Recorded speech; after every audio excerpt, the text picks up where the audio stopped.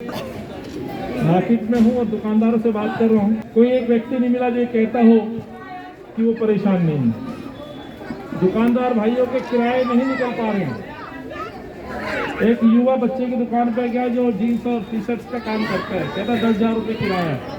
महंगाई इतनी है कि काम नहीं है। मैं देख रहा हूँ, मैं यहाँ काफ़ी तादाद में मेरी बहनें साईं संस्था चलाती हैं। इस राजू का नाम साईं है, राजू साईं भक्त भी है।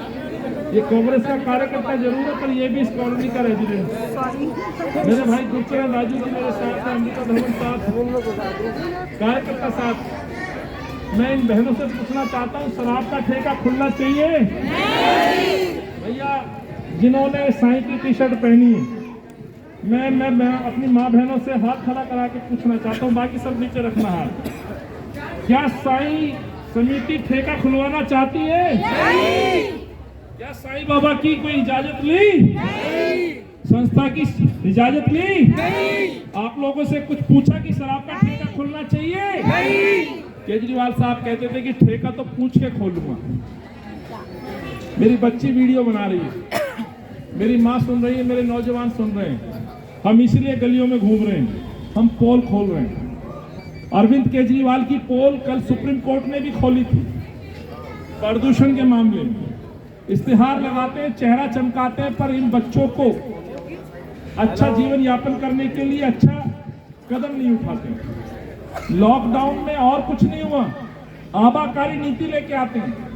पुरानी शराब की दुकान खोलकर नई शराब की दुकान लेके आते हैं। भैया पहले भी शराब बिक रही थी, अभी भी शराब बिक रही है।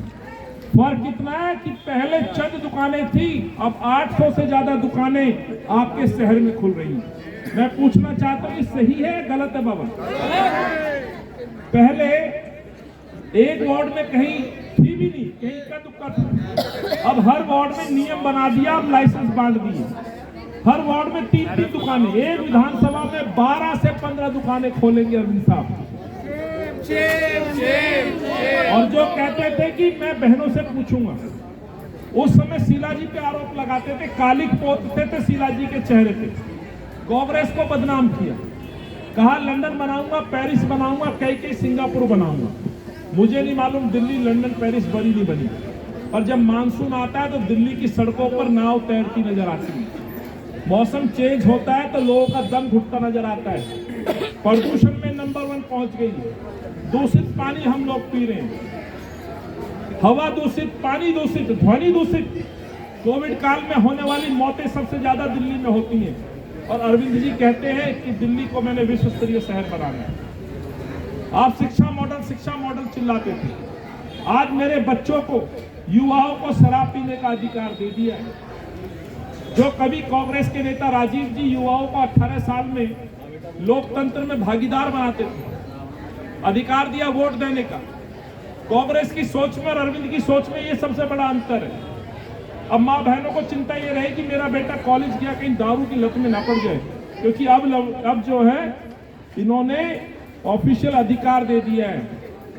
युवाओं को शराब पीने की उम्र घटा दी, गली मोहल्ले में दुकान खोल दी। आपको और कुछ मिले ना मिले, हर चौक चौराहे पे शराब की दुकानें मिलेंगी।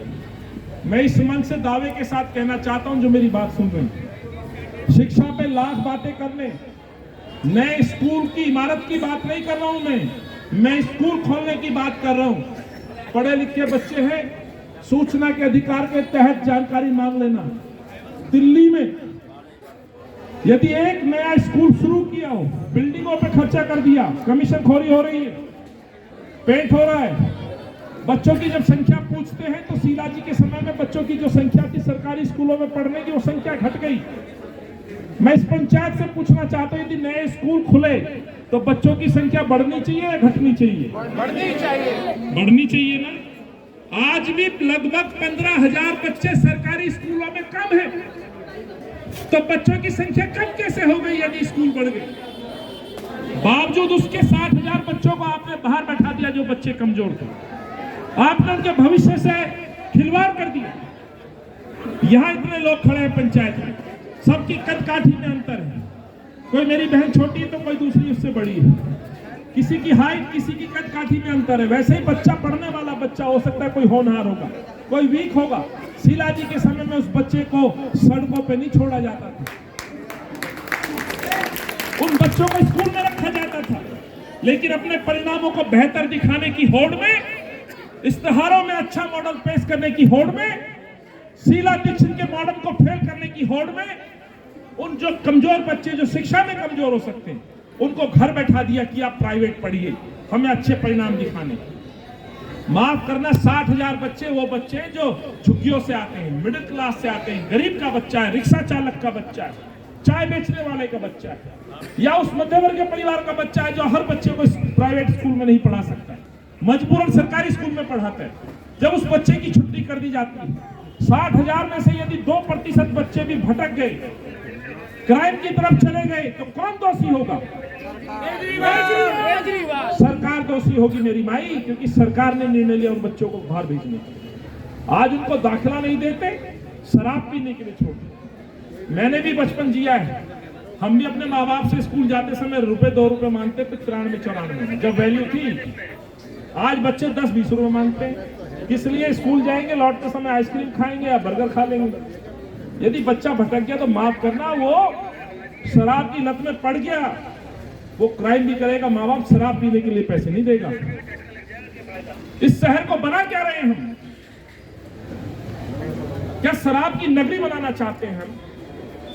हवा में जहर घुल रहा है, हवा जहरीली हो चुकी है। ये बात मैं कहता था, कांग्रेस का कार्यकर्ता कहता था, सरकार नहीं मानती थी। आज सुप्रीम कोर्ट बोलता है कि शहर पे काम करिए। 15 साल शीला जी ने काम किया, 7,000 बसें थी, आज 1500 बसें सड़कों पे चल रही हैं। पब्लिक ट्रांसपोर्ट खत्म हो गया, लोगों को मजबूरन अपने प्राइवेट व्हीकल्स पे जाना पड़ता है। जितने दुकानदार भाई ये पूछ लीजिएगा, लॉकडाउन में इतनी सेल हुई है 2 व्हीलर्स की, स्कूटी की, मोटरसाइकिल की, स्कूटरों की, कारों की, क्यों जरूरत पड़ी? जब सरकार की बस नहीं है। 7,000 में से 1500 बसें सड़कों पर आई हैं। 7 साल हो गए, अभी तक अरविंद बस नहीं खरीद पाए। एक टेंडर कॉल होता है, उसमें भी भ्रष्टाचार आ जाता है। दोहरी मार लोगों पे लग रही है साथियों। इसीलिए हम निकले भाई, मुद्दे बहुत हैं, पेट्रोल 100 के पार, डीजल 100 के पार, लेकिन मेरी बहन से पूछो, गैस का सिलेंडर 1000 के पार। और माई, मोदी जी कह रहे मैंने फ्री सिलेंडर दिया, क्या कहना है? हाथ खड़ा करके कहो, फ्री मिला? भाई दिखाइए, जरा सच दिखाइए मोदी जी को, सिलेंडर फ्री मिला? 7 साल पहले सिलेंडर कितने का था? पहले कितने का था? 400 से 1000 का हो गया। 70 साल चिल्लाते थे दुकानदार भाई। ये सुनिएगा, आपसे कहना चाहता हूँ, ये तो मेरे कार्यकर्ता हम घर घर जा रहे हैं, आपसे भी पूछना चाहता हूँ। 70 साल में पेट्रोल के रेट 70 रुपए हुआ करते थे मनमोहन जी के समय। अंतरराष्ट्रीय बाजार में क्रूड ऑयल की कीमतें प्रति बैरल $103 हुआ करता था, $104 हुआ करता था। आज प्रति बैरल डॉलर में भी कम है, 40-50 रुपए प्रति बैरल डॉलर। आज अंतरराष्ट्रीय बाजार में क्रूड ऑयल की कीमतें हैं, और डीजल किस भाव है? 100 के पार। 70 साल में 70 रुपए पे पहुंचा था डीजल पेट्रोल। कभी बढ़ता तो साल 2 साल में बढ़ता था, लेकिन जिस गति से इस बार पेट्रोल डीजल के रेट बढ़े हैं, मैं कहना चाहता हूं 50 लाख करोड़ रुपए कमाए हैं भारत सरकार ने, 25,000 करोड़ रुपए कमाए हैं दिल्ली के मुख्यमंत्री ने। और आप कहते हैं महंगाई पे लगाम लगाएंगे। आजकल सुना टमाटर सस्ता हो गया है। मैं तो साइंस समिति से बोल रहा हूँ, बड़ा भंडारा खिलाते हैं, हालांकि बाबा के भंडारे में कोई कमी नहीं है मुझे मालूम, पर रेट तो है। जहाँ 1000 लोगों को खिलाते थे वहां पहले 2000 को खिला सकते थे। तो टमाटर किस भाव? मैंने सुना हरी मिर्च भी आंसू निकाल रही है, पूरी धनिया बंद हो गया है। जो आलू सड़कों पे फेंका जाता था, आज उस आलू की कीमत मंडी में पूछ लीजिएगा। आज सुबह में जब घर से निकला तो मेरी वाइफ बोली जी बड़ी रोजाना परेशानी हो रही है। क्या हुआ? कि गोभी का फूल 20 रुपए का। जिस गोभी को देखते ही पहले दूर भागते थे, आज उस गोभी को सिंगल फूल, गोभी का फूल जो बोलते हैं, ये स्थिति ला दी 7 साल में। 7 साल हुए, 15 साल शीला जी रही। मातृशक्ति थी, अपना परिवार मानती थी दिल्ली को, अपने बच्चों के लिए भविष्य तय करने के लिए। डीजल की गाड़ियां हटाई, सीएनजी में लेके आए, मिट्टी का तेल हटाया, फ्लाईओवर सिटी के नाम से जाने जाती थी दिल्ली, और आज रेप कैपिटल के नाम से जानी जाती है, प्रदूषण में जानी जाती है। राजू भाई कह रहे हैं बहुत लंबा चल रहे हैं, और मैं राजू भाई इसलिए यहाँ खड़ा हुआ, ये पंचायत इसलिए लगी, मेरे मार्केट के भाई भी जान ले कितनी राहत इनको कोविड काल में मिली। बंद दुकानों के बिल आए हैं, हमने मांग की कि इनके बंद दुकानों के बिल माफ करो, बिजली के, लोगों का रोजगार धंधा नहीं है, शाम का टाइम है, दुकानें खाली पड़ी है, दुकानदार बाहर चौखट पे खड़ा है, ग्राहक नहीं है मार्केट में, दिवाली कैसी मनी है दुकानदारों से पूछिएगा। यही कहते हैं आपने मेरा राजू भाई, साईं आपको और हिम्मत और शक्ति दे, लोगों की आवाज बने, और चलिए आगे बढ़ते। धन्यवाद भाई, राजू भाई।